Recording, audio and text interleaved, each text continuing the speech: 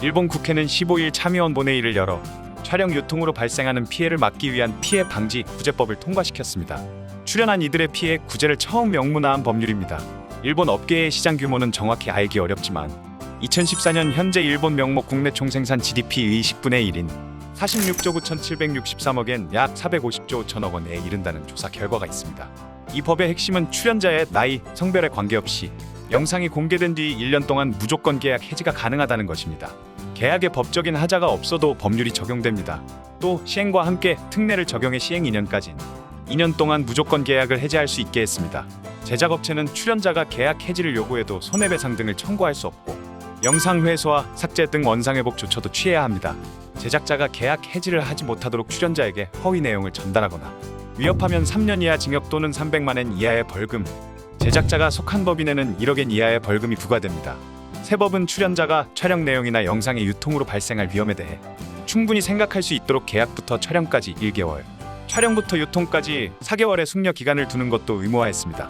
또 영상을 찍거나 유통하는 쪽은 사전에 촬영 내용을 설명하고 출연자가 누구인지 특정될 가능성이 있다는 점을 명기한 계약서를 출연자에게 반드시 전달하도록 했습니다. 일본에서 업계 관련 법이 제정된 직접적 계기는 지난 4월 성인 연령이 20살에서 18살로 낮아지면서입니다. 스스로 계약할 수 있는 권리가 생긴 18에서 19살 청소년의 피해가 우려된다는 목소리가 커지자 여야가 함께 법안을 추진했습니다. 법을 만드는 과정에서 피해 사례가 광범위하고 심각하다는 점이 부각돼 연령 성별에 상관없이 적용하기로 의견이 모아졌습니다.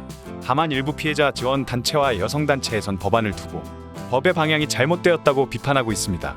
이런 우려 때문에 법안에는 시행 뒤 2년 이내 검토를 통해 필요한 조치를 강구하겠다는 내용이 추가됐습니다. 간략하게 정리를 하자면 중요한 것은 3가지입니다. 영상 공개 뒤 1년 동안 배우 요청 시 무조건 계약 해지 가능, 손해배상 청구 불가, 영상 회수 및 삭제 등 원상회복 조치입니다.